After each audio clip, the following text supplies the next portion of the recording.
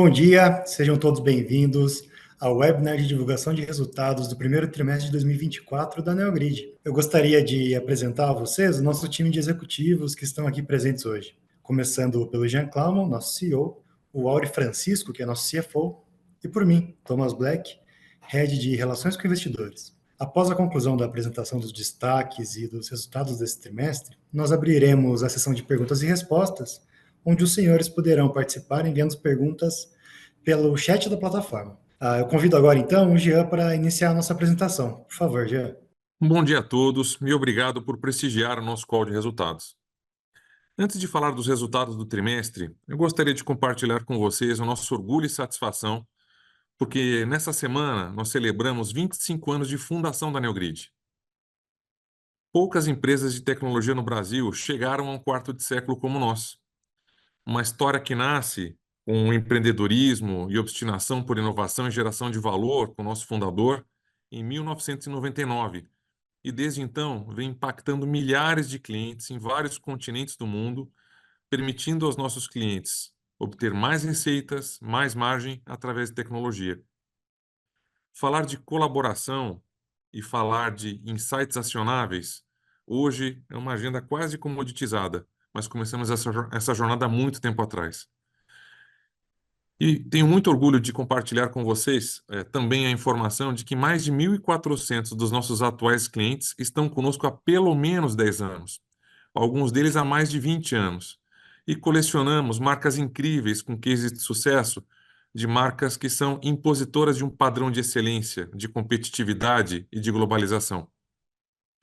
Então aqui, meu orgulho, meu agradecimento a todos os clientes, parceiros e colaboradores por essa jornada que recém começou, mas que já nos enche de orgulho por toda uma trajetória que a cada dia nos dá a certeza de um ótimo caminho para o futuro.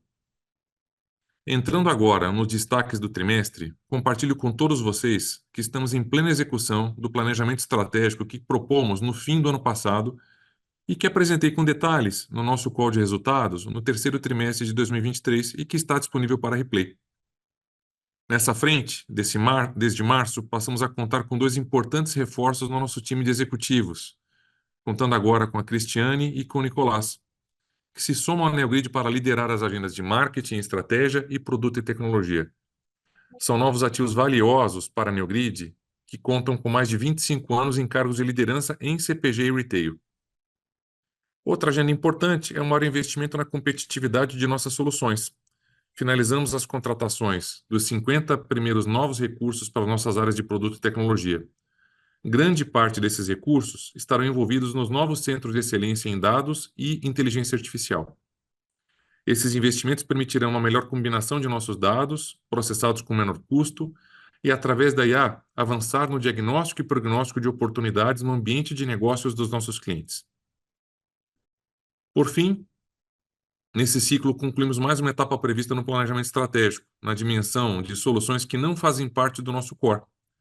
Nós celebramos uma parceria estratégica com a Motorola. A partir de agora, Neogrid e Motorola oferecerão conjuntamente uma plataforma para trade. Essa solução substituirá o produto Trade Force com ganhos funcionais para os clientes atuais. E, através de um roadmap colaborativo, conectará a plataforma Motorola com os insights acionáveis da Neogrid, criando uma nova avenida de crescimento. E, em breve, novas parcerias nesse formato e com essa intenção também serão anunciadas.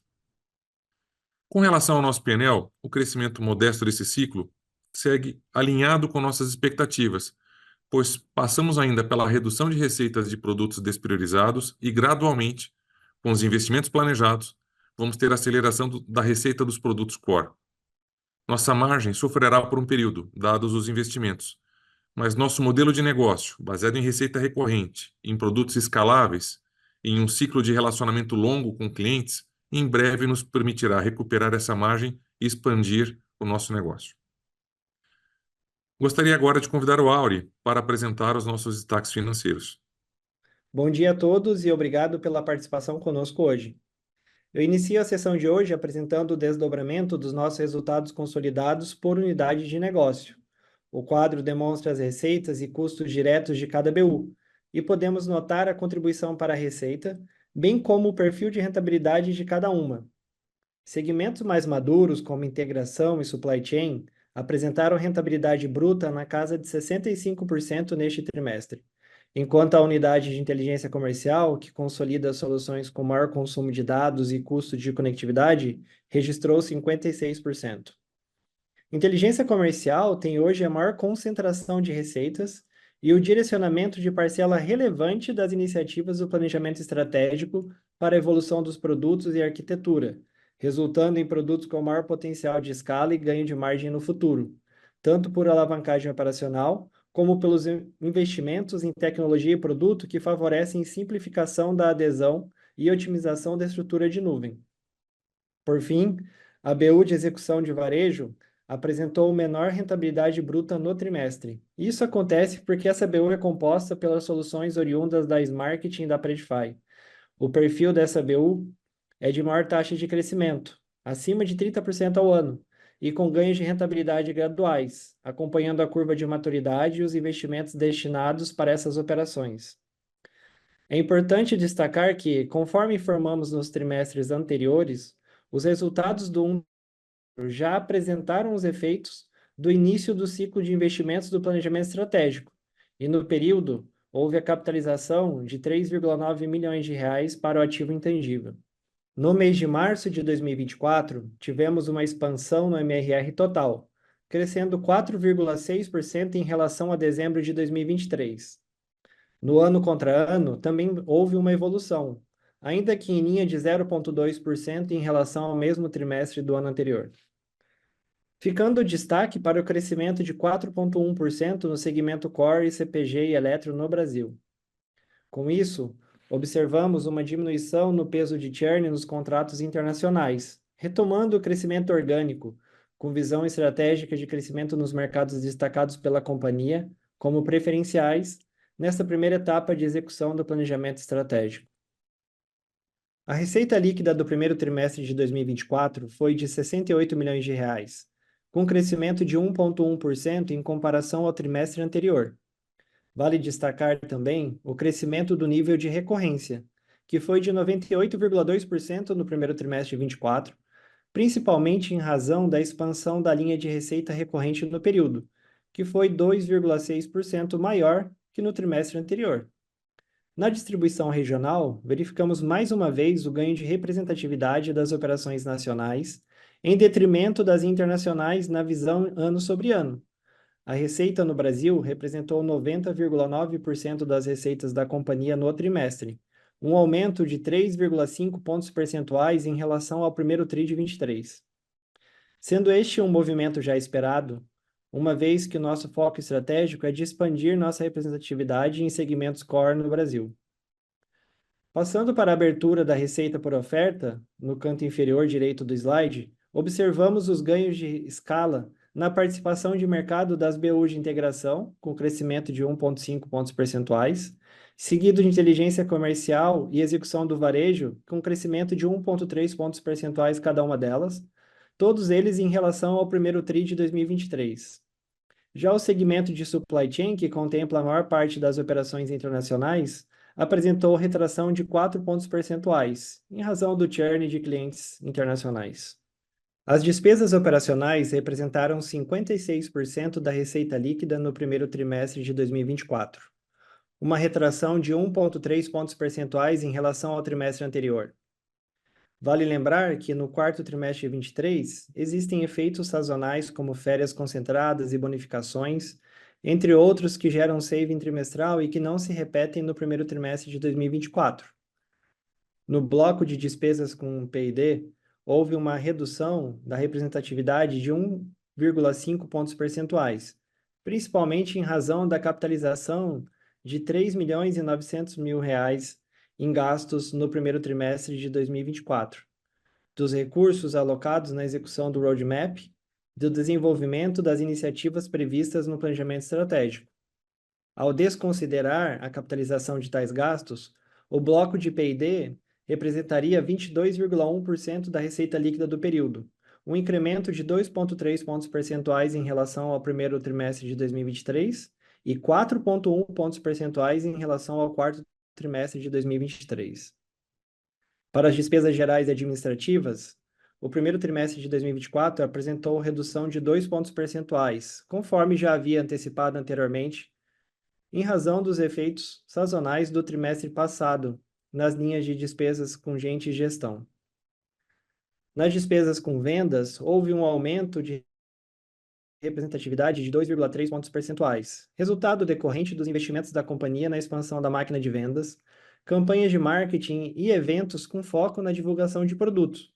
Vale destacar também que no quarto trimestre de 2023, as despesas comerciais apresentaram efeitos sazonais de férias concentradas e menor atividade da agenda de marketing, especialmente no mês de dezembro. No gráfico do EBITDA ajustado, apresentamos resultado de 3,4 milhões no primeiro trimestre de 2024, com margem de 5,1%, cerca de 7 pontos percentuais de redução, tanto na comparação trimestral como na anual. Isso é principalmente em razão do início do ciclo de investimentos estratégicos, que consiste na estruturação de times e contratação de serviços de terceiros para a execução do plano. Adicionalmente, destaco que no primeiro trimestre de 2024, contamos com a consolidação dos resultados da Horus, após a conclusão da aquisição no fim de dezembro de 2023. Esse movimento tem grande valor estratégico para a composição de produtos da BU de inteligência comercial, porém possui, neste momento, uma contribuição diminuta em receita, com maior proporção de custos e despesas, o que é natural considerando o estágio de maturidade da Horus.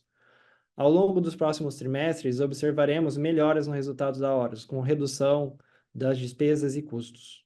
Seguindo as mesmas dinâmicas de rentabilidade que comentei nos slides anteriores, a Neogrid registrou prejuízo de 3,4 milhões de reais e margem negativa de 5% no primeiro trimestre de 2024. Ao desconsiderarmos os efeitos não caixa do resultado, como o AVP de adquiridas, outorga de ações, equivalência patrimonial, depreciação e amortização, apurou-se lucro ajustado de 5,3 milhões de reais e margem de 7,8% no primeiro trimestre de 2024, o que é uma redução de 6,7 pontos em relação ao primeiro TRI de 2023 e 5,2 pontos em relação ao quarto TRI de 2023.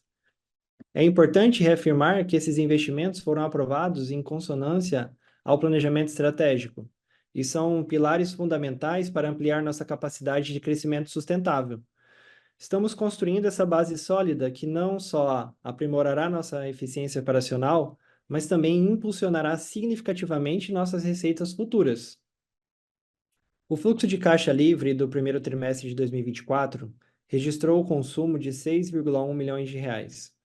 Esse desempenho é decorrente principalmente dos investimentos em ativos intangíveis e da variação no capital de giro do período, que foi negativa em relação à conversão de recebíveis. Endereçamos esse tema com maior aperto na régua de cobrança, de modo que nos próximos períodos buscaremos a recuperação do nível de conversão e redução dos prazos médios de recebimento. Com isso, a posição de caixa líquido de obrigações com dívidas e adquiridas totalizou 110,7 milhões de reais ao final do primeiro trimestre de 2024, mantendo-se nos níveis observados no segundo TRI de 23. Encerramos aqui a nossa sessão de resultados financeiros. Gostaria de agradecer a todos aqui presentes e vamos dar sequência abrindo a sessão de perguntas e respostas para os participantes. Thomas, por gentileza, pode prosseguir e coletar as perguntas. Obrigado, Auri, Jean, pela apresentação. Pessoal, aproveito aqui para reforçar que vocês podem participar da nossa sessão de Q&A enviando as perguntas aqui pela plataforma. Nós já temos algumas perguntas. Eu vou começar pedindo uma dobradinha de vocês, Jean e Auri, para responder perguntas aqui enviadas pelo time do UBS. A primeira pergunta é: poderia dar um pouco mais de cor em como veio o planejamento estratégico de vocês evoluindo ao longo de 2024 e quando poderíamos vê-lo concluído? E a segunda é: o que poderíamos esperar em termos de receita e margem, dado o impacto do plano estratégico de vocês? Obrigado, Thomas. Obrigado ao time do BS por prestigiar o nosso call e pela pergunta. Bom, eu vou colocar aqui uma perspectiva mais ampla sobre o tema de receita e margem e depois conto com a Auri para me complementar. Quando a gente construi o planejamento, que tem uma visão de longo prazo e que tem um plano tático desdobrado para uma visão de 36 meses, a nossa ambição é construir uma empresa que ultrapasse a famosa régua dos 40, que a gente tenha com este plano uma empresa com crescimento e rentabilidade que somados chegam aos 40 pontos. Então, esse é o alvo do planejamento estratégico. Quando a gente fala da perspectiva de receita, eu acho que a gente, nos últimos anos, teve um crescimento orgânico bastante tímido e a gente teve um crescimento muito suportado por aquisições.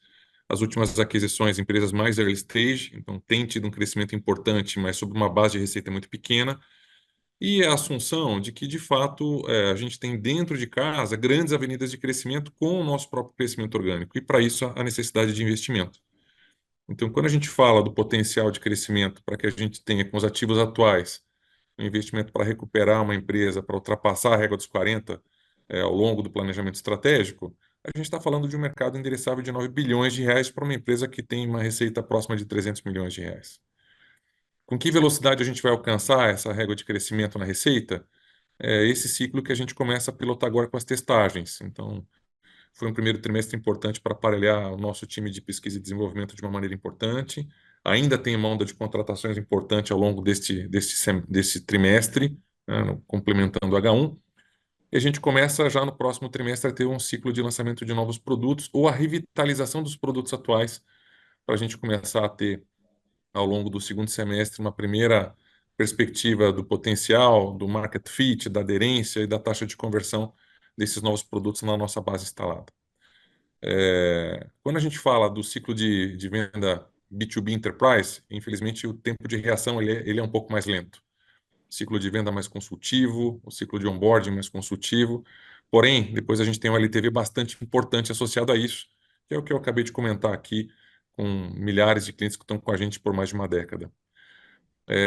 Então, acho que a perspectiva da receita ela vai se dar gradualmente ao longo dos próximos trimestres, tendo como fim, né, essa ambição de ultrapassar a barreira dos 40. Na perspectiva de margem, acho que tem alguns pontos importantes que o próprio investimento em pesquisa também nos apoia. Se vocês notarem, por exemplo, os nossos investimentos em conectividade, os nossos custos com conectividade, depois da folha de pagamento a despesa mais importante da Neogrid, consumindo quase 10% da nossa receita. Essa foi uma agenda que nós começamos a atacar já no ano passado, modernizando a nossa arquitetura, investindo mais pesadamente na componentização dos nossos produtos, e a gente está experienciando no year over year, na visão mês, uma redução do custo de conectividade próxima dos 15%. Ou seja, a gente está falando de um reflexo de geração de EBITDA adicional de 1,5%. E é apenas o início dessa jornada. Então, a gente está muito seguro de que não só a gente tem um modelo de negócio bastante escalável, a gente tem um modelo de negócio rentável, e dessa vez, pela primeira vez, aberto aqui na margem bruta dos principais produtos, mas o investimento ele não só acelerará a receita, mas também a expansão de margem. E, obviamente, tem outros aspectos na melhoria dos nossos processos e na sinergia com as nossas adquiridas que vão nos apoiar, certo, Auri? Perfeito, já. Como você mesmo comentou, a maior parte dos custos de despesa da Neogrid hoje são vinculados à folha de pagamento, especialmente agora um pouco mais elevados em razão, né, da contratação das pessoas para executar esse novo plano. Então, mesmo já com o aumento desse custo de pessoas, a gente está com uma margem de 60%. Com o aumento da receita advinda dos novos produtos, como você mencionou, né, à medida que eles forem lançados e expandirem, a gente tem uma alavancagem operacional muito interessante aqui na Neogrid, né? Porque a base de custos fixos ela já está montada, ela não vai mudar tanto. O adicional da receita vai se converter, né, num percentual bem alto em margem. E agora, com o fim do ciclo da consolidação dos investimentos, então a Horus foi a última aquisição, a gente tem aí uma curva de a gente vai ter um menor impacto desses resultados dessas operações mais early stage, uma vez que a gente está, né, avançando bem mais rapidamente com essa divisão em business units, com a integração dos times. Então, eu vejo que a gente está já num caminho bastante acertado para a evolução da margem, né, e chegar nessa empresa que ultrapasse a regra dos 40, como você mencionou. Claríssimo, muito obrigado. Bom, reforço aqui a todos que quiserem participar enviando perguntas que a gente ainda está coletando, assim como fez há pouco aqui o Edmundo Assis, perguntando aqui sobre as margens, algo que a gente acabou de endereçar nessa última resposta. A gente tem mais uma aqui que chegou pela plataforma. Vocês mencionaram a criação do Centro de Excelência de Dados. Poderia abordar um pouco mais sobre esse tema? E quais oportunidades e desafios vocês verificam com a adoção de IA na NeoGrid? IA, Bom, obrigado inteligência pela artificial. pergunta. Eu acho que isso tem sido um tema central em todas as nossas discussões de investimentos.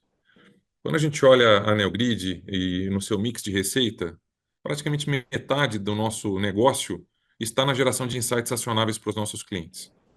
A gente tem aqui centenas de grandes organizações, os maiores varejos do Brasil, as maiores indústrias do Brasil, que consomem os nossos dados diariamente para tomada de decisão tática, estratégica e operacional. E quando a gente pensa no nível de maturidade das organizações data-driven, muitas das vezes a gente está limitado ao topo da pirâmide, que são empresas que têm cultura para ingestão e tratamento de dados. Então, acho que a primeira agenda da oportunidade com o IA e com uma agenda mais moderna de dados é como é que eu tiro o atrito da falta de cultura das organizações. Como é que, ao invés de entrar num BI super complexo, com várias tabelas dinâmicas que vocês que estão aqui bastante familiarizados aprenderam a consumir de uma maneira quase muscular, a gente traz isso para um executivo convencional e em que ele possa perguntar para a gente, eventualmente até por voz, como é que está o market share dele, onde é que ele perdeu o mercado, onde é que ele deveria promocionar, onde é que ele deveria precificar melhor, qual o melhor sortimento que ele deveria ter. Mas para que você chegue nisso, existe todo um tema de arquitetura, modelagem, documentação, treino da IA, e uma combinação do grande poder computacional que a IA generativa nos trouxe com a busca por dados determinísticos, porque você não pode ter o que o mercado começa aos pouquinhos a entender, que é a alucinação da IA. Para o mesmo problema, três perguntas com respostas diferentes, né? E a gente tem tido uma curva de aprendizado incrível, assim. Os resultados são muito promissores para melhorar a perspectiva de como a gente vai fazer isso com baixo custo e como a gente vai democratizar o entendimento do impacto dos dados nas tomadas de decisões para uma população maior, para um porte de empresa menos sofisticado, e com isso aumentar nossa taxa de conversão, nossa geração de valor e o nosso mercado endereçável. Em relação aos desafios, claro, tem o desafio da contratação de mão de obra, a mudança de cultura da organização, a ingestão das tecnologias para que isso possa ser mais efetivo, mas muito em breve a gente vai trazer, inclusive, para cá a degustação dessas experiências para poder tangibilizar quanto isso é transformador na produtividade das nossas áreas internas e na maneira com que a gente passa a servir o nosso cliente com muito mais impacto no seu negócio. Boa, obrigado, Gé. Chegou mais uma pergunta aqui, um participante que acabou não se identificando, mas ele fala sobre a nossa perspectiva de eventual crescimento inorgânico no futuro. Se a gente tem pauta de aquisição de empresas eventualmente menos maduras ou eventualmente até algo mais transformacional. Bom, obrigado pela pergunta. Acho que o que a gente tentou resgatar ao longo do ano passado, com as discussões do nosso planejamento estratégico, é como é que o nosso mainstream, como é que o nosso framework organizacional cresce organicamente. Não adianta você trazer novos ativos se você não tem uma plataforma de crescimento que capture os benefícios do cross-sell, os benefícios de uma nova tecnologia, uma vez plugada sobre o nosso core. E esse freio de arrumação, vamos chamar assim, que a gente está despriorizando alguns produtos menos estratégicos e aumentando a nossa atenção gerencial naquilo que é o Pareto do mercado, da oportunidade, da nossa competitividade, foi um freio de arrumação importante para que a gente pudesse, a partir daí, voltar a olhar para novas aquisições. Então, quando a gente olhou no ano passado para a oportunidade de uma nova aquisição versus um consumo de caixa no orgânico para que a gente pudesse revitalizar o nosso core, sem dúvida nenhuma, a melhor decisão de curto prazo era o investimento no nosso ativo orgânico, e por isso a gente vai sofrer aqui por uma janela curta de tempo com um nível de despesa maior, uma rentabilidade menor. Mas, dado isso, a gente volta agora a ativar a oxigenação do nosso pipeline de M&A, para que, assim que a gente tem esse primeiro ciclo de execução bem sucedido, a gente volte a fazer a melhor utilização do nosso caixa através de aquisições. Os perfis, os alvos, ainda é muito cedo para a gente poder comentar, mas sem dúvida nenhuma, reforçando a nossa posição estratégica em CPG Retail. Eu queria também comentar aqui, tanto na agenda de receita, rentabilidade, sobre o movimento, por exemplo, que a gente celebrou aqui com Motorola. Uma empresa que ao longo de 25 anos fez tantas aquisições, com tantas agendas paralelas, né? Em algum momento você começa a perder sua capacidade de se diferenciar naquilo que é seu core pela quantidade de frentes simultâneas. A solução que nós tínhamos dentro de casa, Soft Trade, era uma solução com margens negativas, com crescimento negativo há pelo menos 4 anos e num mercado endereçável relativamente pequeno. Então, quando você fala que eu tenho o meu management olhando para um negócio que não cresce, não é rentável e não tem um mercado endereçável pujante, robusto, poxa, por que a gente está dando atenção para isso? E aí nós encontramos, depois de uma boa avaliação de mercado, na busca do parceiro estratégico ideal, uma parceria com a Motorola, uma complementariedade super virtuosa de ativos, em que a gente passa a ter, por exemplo, promotores da indústria, não apenas comprando uma tecnologia, um software, mas também um hardware embarcado num processo de subscrição. A gente vai oferecer para os atuais clientes da Neogrid um produto mais contemporâneo, mais moderno, com um novo modelo de negócio, capturando um investimento enorme que a Motorola fez globalmente para esse produto. E o final da migração desses clientes para a Motorola, nós vamos ter uma linha nesta solução mais rentável do que se a gente fosse o proprietário exclusivo, como éramos dessa atuação. Aumentamos o nosso alcance com essa atividade e centramos a nossa atenção gerencial nos outros produtos que são muito mais representativos, no mercado endereçável, na competitividade e na rentabilidade. Então, esse ano de transição, em que eventualmente a gente vai ter algum churn nessa migração de produtos periféricos ou despriorizados para parcerias estratégicas, em que a gente cria uma nova avenida de crescimento com menos investimento, sem dúvida nenhuma, a gente também atravessa esse ciclo, tendo nesses produtos um impacto muito mais positivo na geração de caixa que eles geram hoje. Maravilha, obrigado, Jé. De fato, parceria Motorola-Neogrid para endereçar a nossa antiga solução de Tradeforce é bastante relevante. A gente recebeu algumas outras perguntas, mas muito dentro desses mesmos temas que a gente acabou abordando aqui. Então, gostaria de convidar vocês a fazer as considerações finais e convidar o pessoal a acompanhar nosso próximo trimestre e manterem-se atentos ao nosso site de RI, à nossa comunicação, e também deixar o Departamento de Relações com Investidores disponíveis a todos aqui que tenham dúvidas após o nosso call. Tomás, eu queria encerrar esse capítulo aqui falando um pouco da construção do momento de confiança, cultura e time que nós estamos construindo no dia a dia. Além do privilégio de já contar com as 1.100 pessoas que formam a Neogrid no dia de hoje, as novas lideranças que compraram o projeto, que olharam para a nossa estratégia e viram um grande upside possível para a sua vida na geração de legado e na geração de valor para a comunidade que a própria Neogrid pode gerar, né? Nicolas Simone, ex-CIO global da Bembev, ex-CIO da Petrobras, ex-vice-presidente de produtos digitais do McDonald's Global, sediado em Chicago nos últimos 3 anos, e sendo repatriado pela Neogrid. A hora que conheceu a nossa estratégia, ficou encantado e comprou imediatamente a oportunidade de se somar ao nosso time. Cristiane Citranglo, ex-CMO do GPA, 19 anos de Unilever, 3 anos de Nestlé, head da BU Pão de Açúcar, head da BU Extra nos últimos 8 anos do GPA, uma executiva que conhece muito da dor do mercado em que a gente está inserido e apontando o nosso investimento, tomou uma decisão em dias de se somar ao time e agora já na sua 5ª semana conosco, uma energia incrível, ajudando a gente a afinar a mira dos investimentos que a gente tem feito para gerar mais impacto no nosso negócio. Então, a cada momento em que eu vendo internamente para o nosso time, para os nossos clientes, para os nossos parceiros, o que é a estratégia, o ciclo de amadurecimento que a gente vai viver, eu saio mais convencido do sucesso que a gente vai colher nos próximos trimestres e do quanto rico e saudável é o ativo que a Neogrid tem. Então, Agradeço a todos os nossos investidores pela confiança nesse ciclo de transição, com a perspectiva muito confiante de que a gente vai ter, muito em breve, ótimos resultados para a gente celebrar aqui. Obrigado a todos. Ótima semana, pessoal. Tchau, tchau.